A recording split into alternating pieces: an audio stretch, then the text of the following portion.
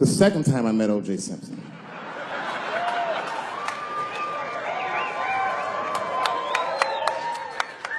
was right after the trial of the century. There I was, now a young man of probably 23. O.J. Simpson was the most famous or infamous face on planet Earth.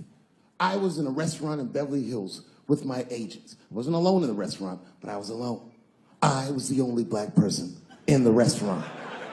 And in the 90s, that felt very uncomfortable. Now I tend to enjoy it at this age.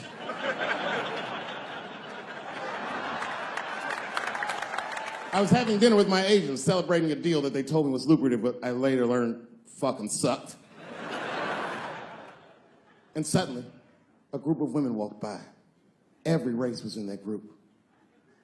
Black, white, Asian, Latina, white, and white again. They were all gorgeous. I watched them walk by. Then, I saw a familiar face.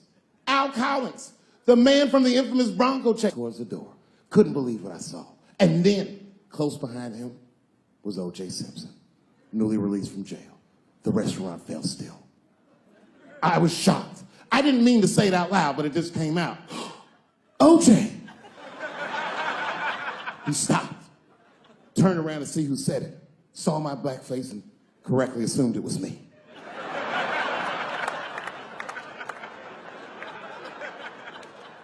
I was sitting in the corner of the booth.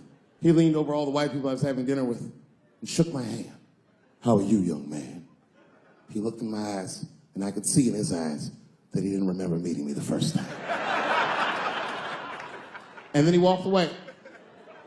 And I looked back at my agents, and all of them had nothing short of disgust on their faces. And the only one with the courage to voice their disgust was a woman named Sharon, who used to represent me. "How could you," she said. "How could you shake hands with that murderer?" I said, "Sharon, with all due respect, that murderer ran for over 11,000 yards.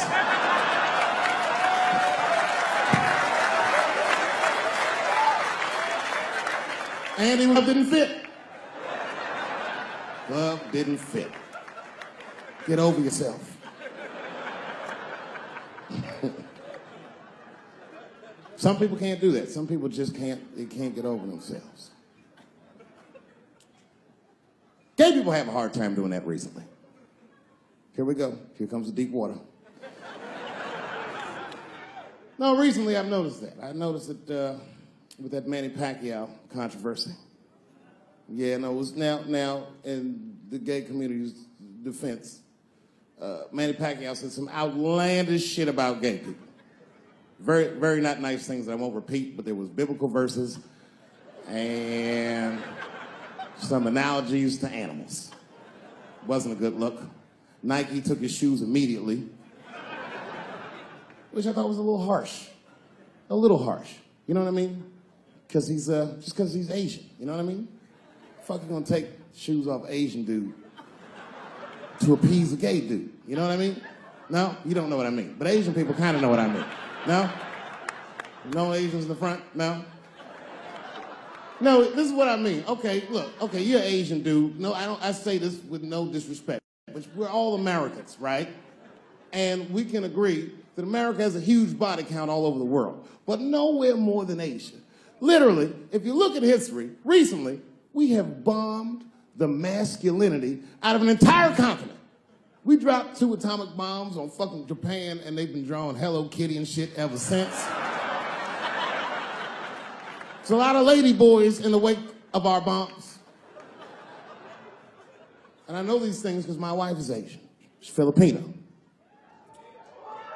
All right, well, okay, so that explains it. Now you know why you see me at all those Filipino events. I'm not there picking up pussy, I'm dropping some off.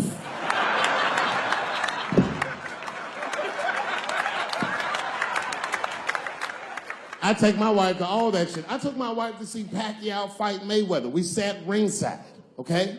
That was a quiet car ride home. That's what that was. But if you know what's popping in the Philippines, you know that they got a whole generation of kids in the Philippines growing up without their mothers.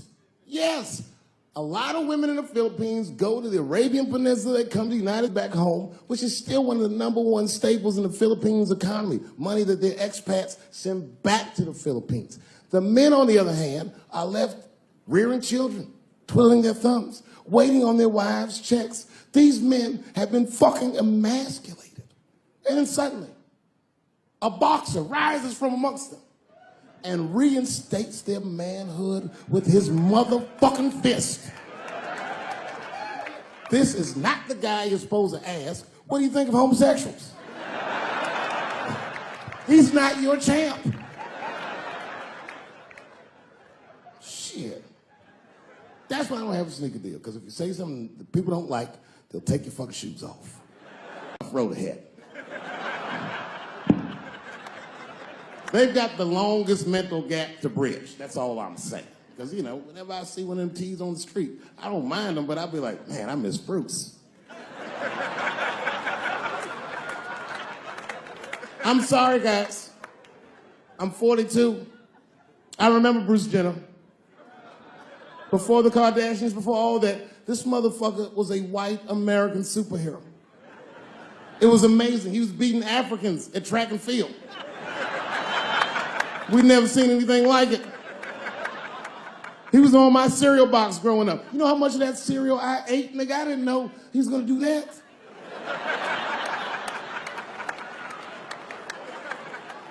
I knew before you guys knew. I heard things on the street in Hollywood. You know, you just be out, see people. Hey, what's up, Kanye? Why the long face? Nigga, you'll see. I got 2 mother-in-laws now. And when I heard he was gonna do it, I was scared. I didn't think the public was ready. I didn't think the media was ready. And you know what? I was wrong. Never seen anything like it. Welcome to the world, Caitlin. So long, Bruce. Hello. Somebody called me a nigga in traffic last Wednesday. It's so long, it takes a minute.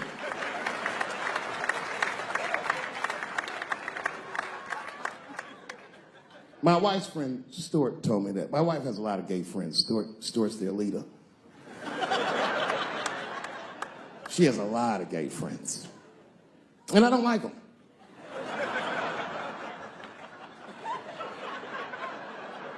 Not because they're gay, I'm just judging them on the merits of their character. They're just not nice dudes. They're fucking rude house guests. They're sitting on my couch, giggling with my wife, eating my motherfucking macaroons. And I come in, they act like the party's over. Hey, Stuart, what's going on? This guy talks to me the way a cat would speak if a cat could talk. Hi, David.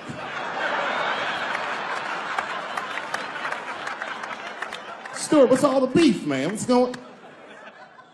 He always wants to have some kind of gay political argument. The last one was about a petition in federal court to take the words husband and wife out of the law. I said, well, why would you want those words out the law? He said, because it discriminates against same-sex couples. I was like, niggas, please save me the semantics. Just trust me, take your chips and get the fuck out of the casino. You're by the side, talk that over amongst yourselves, and whichever one of you is gayer, that's the wife.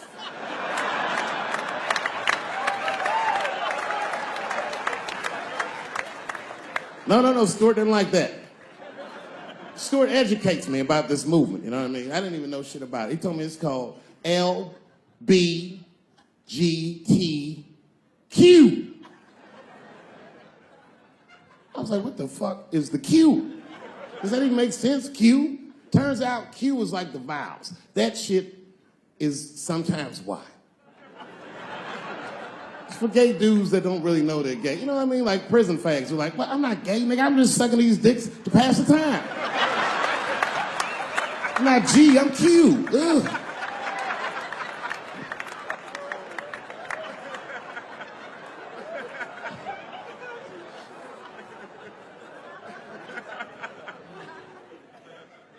I think, okay, again, of all those letters, the T has the toughest road ahead. In fact, I think the T should stand for tough. If Martin Luther King had a sneaker deal, we'd still be on the back of the bus. They always true. The Nike exec come up. Hi, Martin. We need you to tone down the talk of civil rights and blacks being humans. It's upsetting our southern distributors. But I don't understand. I thought that's why I had a sneaker deal in the first place. Not quite. Really, it's a walking shoe, and we like the marching, but try to understand. Fuck that shit. You know, I get it, though. I understand why gay people are mad, and I empathize. You know what? I'm just telling you, this is a black dude. I support your movement, but if you want to take some advice from a Negro, pace yourself. These things take a while. Just because they passed the law doesn't mean they're going to like it. Brown versus Board of Education was in 1955. I was shocked. Is this happening? Wait a minute. Is this a time in American history when an American can make a decision for themselves, and even though other Americans don't understand it, they'll support it and let this person live a happy life? Is this what's happening? If it is, then good for America. That's Dave Chappelle, the American. Although Dave Chappelle, the black American, he was a little jealous. I was like, how the fuck are transgender people beating black people in the discrimination Olympics? If the police shot half as many transgenders as they did niggas last year, it'd be a fucking war in LA. I know black dudes in Brooklyn, hard street motherfuckers that wear high heels just to feel safe.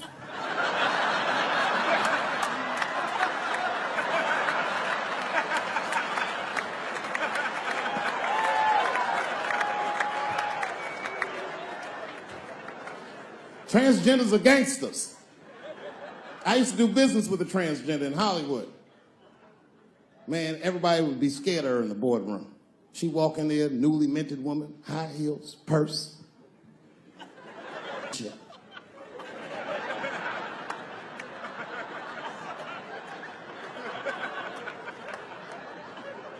And then she walked to the head of the conference table, stare at us all, reach in her purse, and pull her old dick out and throw it on the table.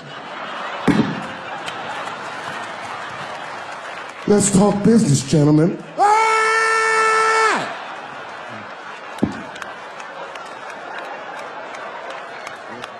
Shit is scary as fuck. If your best friend pitched that to you, you'd be horrified. Yo, nigga, let's go to the hospital and cut our dicks off and make pussies out of them shits. What?